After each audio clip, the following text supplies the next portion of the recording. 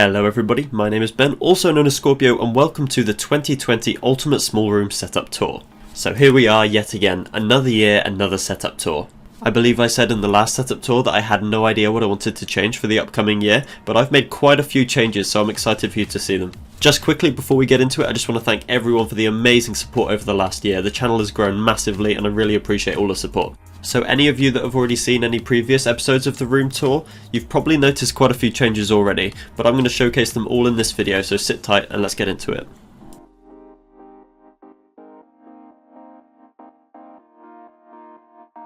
So starting with probably the least interesting side of the room, as you can see I've decided to put two large A1 posters up on the wall.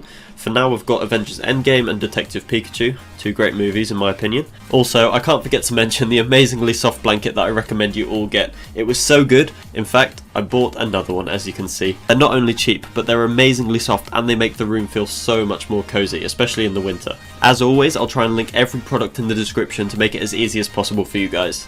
So here on my bedside table you can see a little mini Christmas tree which is currently replacing the bonsai, but I'll come to that later. We've also got an Amazon Alexa and this touch lamp which is also RGB capable, so if you long press on the side it will cycle through a range of colours and you can pause on whichever colour you want. I can easily recommend this lamp, it makes a great addition for not much money. Also on my desk I've recently wrapped my iPhone 6s Plus, which is now my old phone. I'm using the iPhone 11 Pro Max to record this video now. Also on the desk there is a remote, my Apple Watch and a couple of RGB remotes. I got a lot of questions regarding lighting last year, so the RGB strip on the back of the TV plugs directly via a USB into the TV itself, which means there's no plug, which is a real bonus in my opinion. I've also got one smaller RGB strip on the back of the cubic unit you can see there, which is also controlled via the same remote, which is really useful. This small RGB remote controls the RGB spotlights that sit inside the cubic unit. This is really useful because it saves having to manually adjust them. I really love these RGB spotlights, but the huge issue they have is that they are battery powered, the ones I have anyway, and they absolutely eat through batteries like nothing you've ever seen. So if you are interested in adding these to your setup, just beware that they take 3 AAA batteries each, so make sure that you've got the money to spend on batteries when you need them. However, aside from that, these lights are fantastic. As you can see, I've got a blue light to represent PlayStation, white to represent my Blu-rays, and green to represent Xbox. So, moving on to the top of the cubic unit, I've gone for a more nature theme this year, so I've got a selection of cacti and different succulents and things to try and bring the whole aesthetic of the room together a bit. The PlayStation icons light on the screen now is one of the best additions I've made, and it only cost about £20, maybe even cheaper now. The lights run either off a USB cable or via batteries, so the choice is yours. Link in the description for that one as well. Another addition to the setup is the Venus flytrap. I keep this one on the windowsill because it does require a lot of light, similarly to the bonsai tree, which is now outside in the greenhouse to make sure it gets enough light throughout the winter. Also on top of the unit is the Samsung soundbar. The subwoofer for this sits underneath the bed, so it's quite atmospheric when I'm watching a movie or something. The TV, which we'll come to shortly, has 4 HDMIs which allows me to connect my Xbox, PlayStation 4, Switch and into the soundbar itself. As you can see, the Xbox and PlayStation sit on the right side of the unit. It doesn't look like they have much room, but they have plenty of room to breathe and none of them have overheated, and I make sure to clean them regularly as well.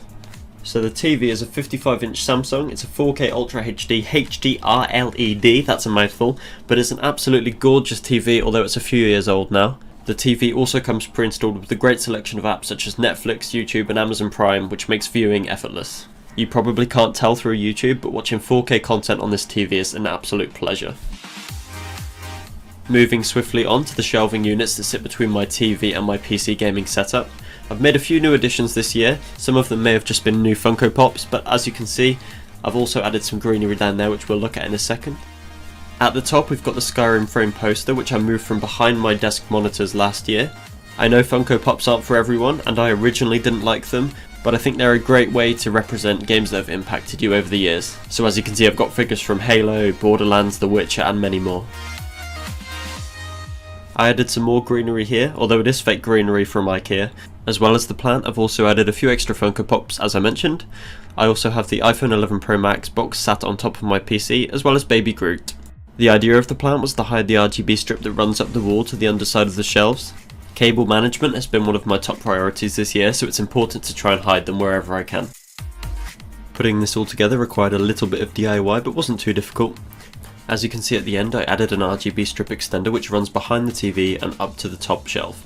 Overall, I'm really happy with how this area of the room came out, although I have one issue, and that is the fact that I struggle to find a lighting source for the top shelf.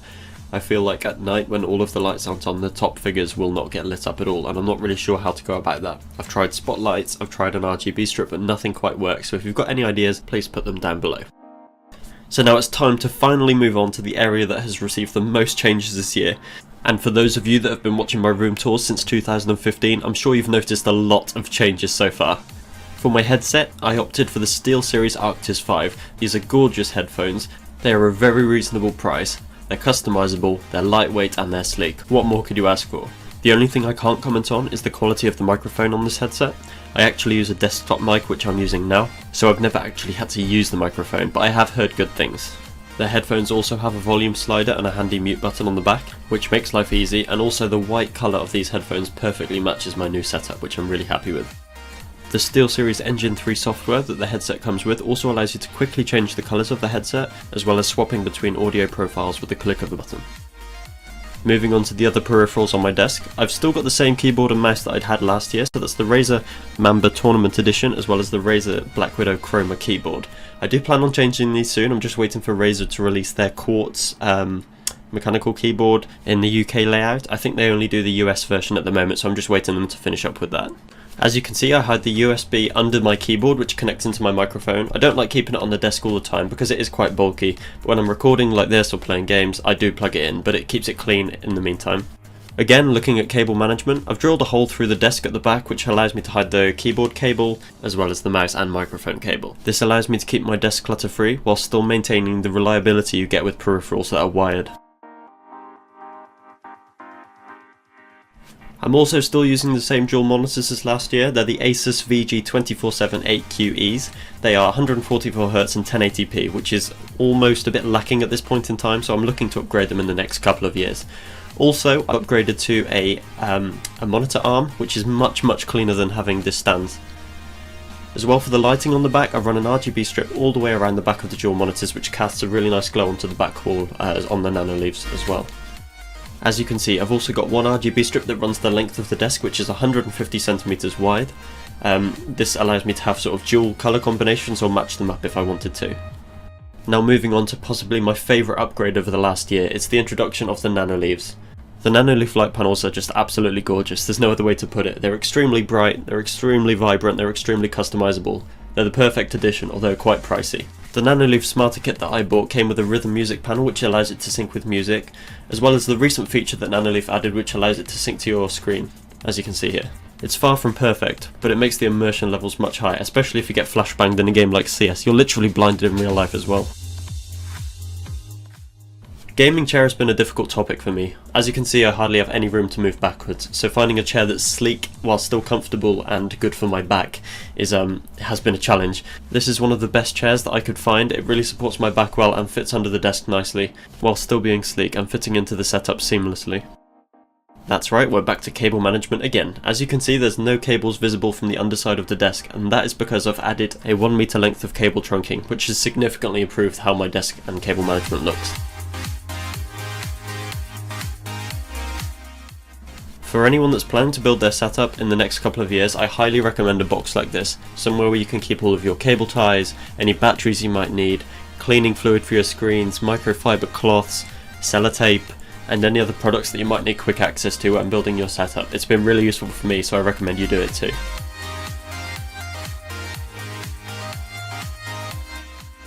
As well as that, I can highly recommend getting a box where you keep all of your tools, any PC components, cables, RGB bits and bobs, just anything you need quick access to, because it's going to make life so much easier down the line, trust me. Another new addition to the setup this year is the desk and the drawers. The worktop is from IKEA, it's called the Linmon I believe, in white, and the drawers are Alex drawers also from IKEA. Links in the description for both of those. Fantastic piece of kit, and it's really cheap too. Just having a quick peek inside the drawers, on the left side I usually keep a book that I'm reading at the time. I got this Marvel book for Christmas, so it's nice to just pull out and have a read every now and again. So in the drawer underneath we've got my selection of handheld consoles. On the right there we've got the 3DS, middle PS Vita, and on the left of course the Nintendo Switch, as well as a selection of games as well. Plugging the Switch in, at the moment I've just got these sort of the adapter thing on the floor, which isn't ideal but it works for now. Simply pop it in and it shows up on the screen. Also for the Switch, I've got this awesome carry case and then a mini case inside it which allows me to just pop it in my bag and take it to work so I can play at lunch, and I've also got the Pro controller in there as well.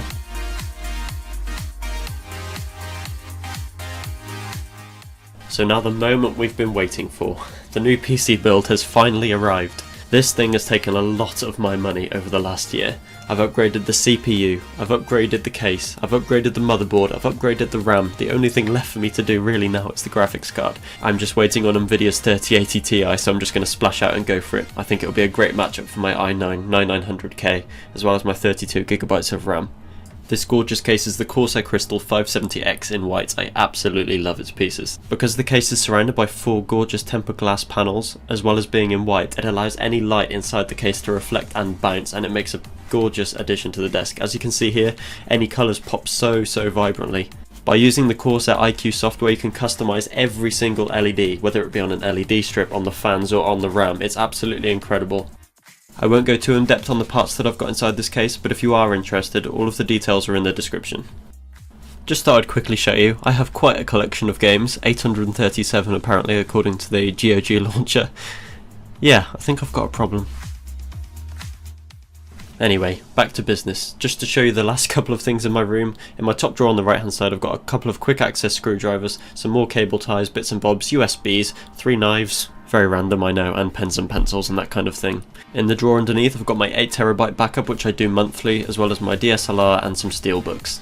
I really enjoy photography as a hobby, and this camera's been a great starter camera, although I'll likely be looking to upgrade it in the next few years or so. But overall I'm extremely happy with how the whole thing turned out. For such a small room, I think I've really got the most out of it at this point. I'm struggling to see what I will update for next year, if anything, but I'm sure I'll think of something. So there we have it, another year, another setup tour. I'm absolutely in love with how everything's turned out. I hope you really like it too. Thanks for watching everybody, and I'll see you in the next video. Bye bye.